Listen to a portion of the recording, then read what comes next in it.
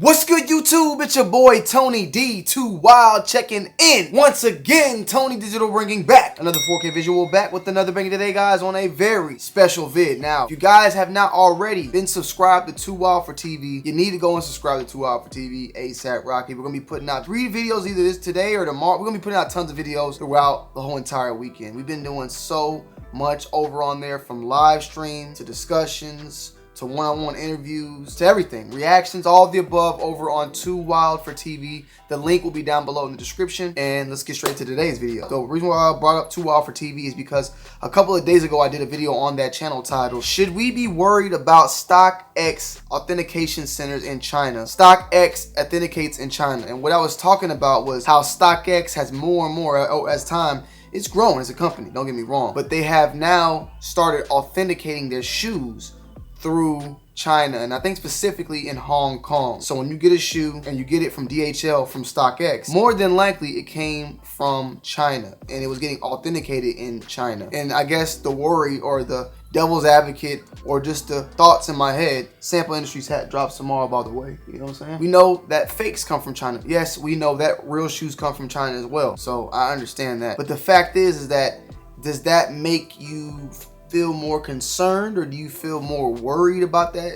The fact that where the fakes are coming and being made is being also where is it easier to get hit with a fake when it's being authenticated over in China or over here? You know what I'm saying? Sitting back and thinking about it, me personally, like I said, I just brought the discussion up. I honestly don't think it's a problem. I feel like, and I would at least think that people in China would probably know even more about real versus fake, because they're at the source. They're close to the source. Because the majority of the time, fakes are being made in Guangzhou, Dongguan, Putian. Hong Kong is in a whole different area. You know, Hong Kong is not even in mainland China. It's its own country. So there is a difference there. But you would think or hope that StockX would bring people that know how to authenticate sneakers to be able to authenticate sneakers in China. You feel what I'm saying? So that's up for you guys to debate and think about. Feel free to comment on that down below, or go check out that video, which I will link also down below in the description, where we talk a little bit about it. I can see the concern, I can see the worry, but the shoes that I buy that come from Hong Kong and DHL, I'm not worried about getting hit with a fake. That brings me now to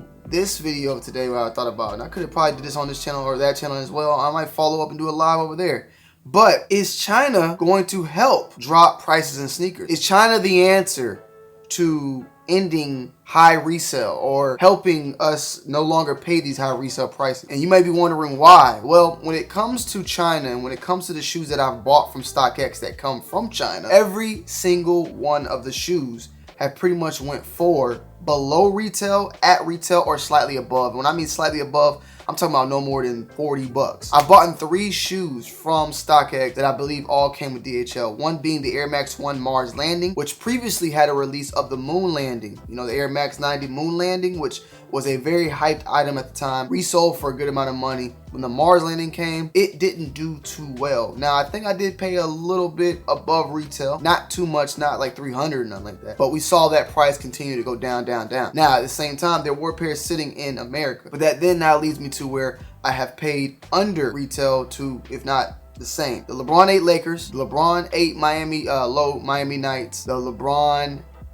8 Low, which I'll give you a heads up, the Sprites. I paid $140 on those. Those are coming soon. They actually released, I think today, actually. I paid below retail, and they're all coming from China. These prices, the prices that I'm paying on StockX for these shoes, are not being dictated at all by the resellers that we have here. They're being dictated by people in China. I don't know if these are resellers in China. I don't know what it is, or stores in China. They're the ones that are dictating the price right now, because they are the ones that got their hands on the product right now at this moment. A lot of the times, the reason why I've been able to get these shoes is because they probably have already released over in China. Like, for instance, the LeBron 8 Low Miami Night that I got, that I did an unboxing on this channel, it had already released in China and was already selling at the price of when I bought it. So I'm curious to know, if we start seeing this happening with Jordans and other releases, will it do the same type of thing? I would love to know, I would need to know, what is going on really in China as far as being a reseller or in the resale market. Is it structured the same? Is it the same type of hype that goes on when something's hyped here? Is it hyped there? Or some shoes that don't get hyped over here are extremely hyped there? I'm very, very curious. I mean, at the end of the day, StockX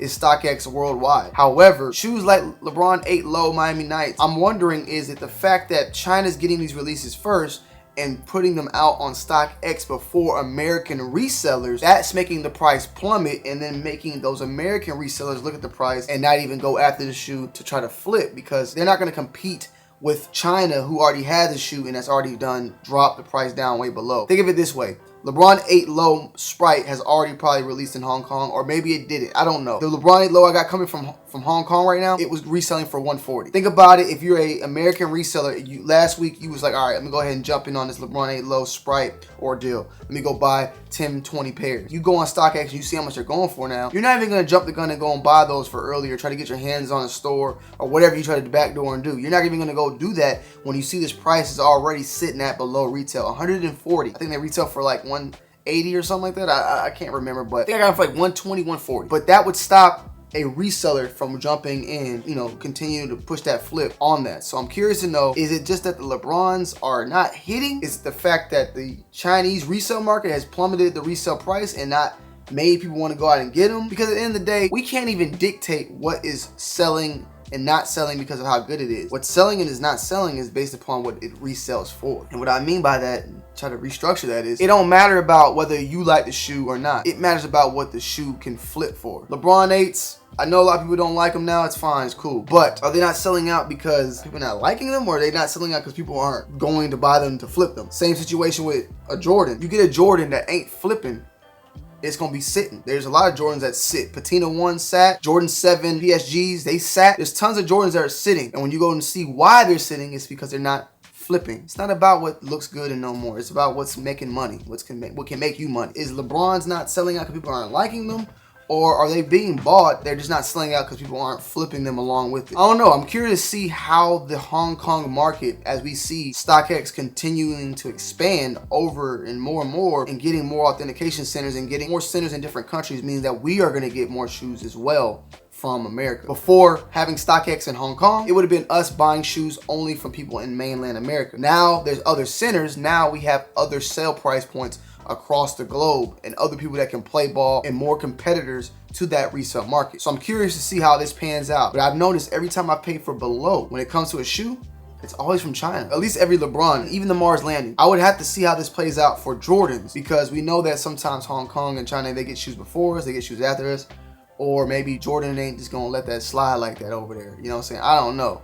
But I know one thing, this could be something big. This could be something that could shake some stuff up. I'm very curious to see how this plays out. And go peep it out yourself. Go look at LeBron's, go look at a couple other shoes. Shoes that released maybe already over in China, and look at the price, because that is being dictated about what's going on over there. Like I stated before though, StockX, when you go to StockX.com, you seeing everything. Like it ain't like there's a StockX.com Hong Kong only, because like I stated, I bought LeBron 8 Sprites, I brought LeBron Miami 8 Night Lows. They're coming from Hong Kong, so they're connected in the same website that we are connected on. But what I'm trying to say is, maybe they didn't do well over there. I don't know. I don't know what is driving that price to be even below retail before it released. I don't know if I've seen that yet. I've seen retail before release, slightly above retail before release. But let me just tell y'all, Sprites, right? They retail for $180. Nike LeBron 8 V2 Sprite 2021. I got it for $145. Like a retail store is not getting that for $145. Maybe they do. Maybe they are getting it for that exact price. They usually get like a 30% wholesale price, like 30% of what the actual retail is. Alexa, what is 30% of 180? 54.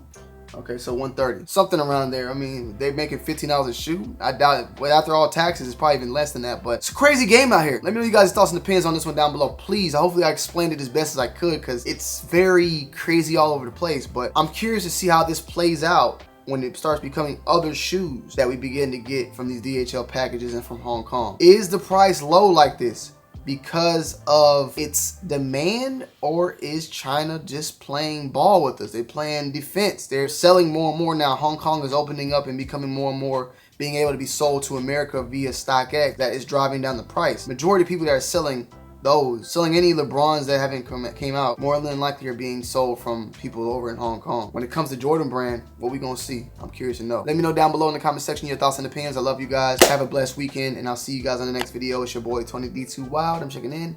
I'm checking out.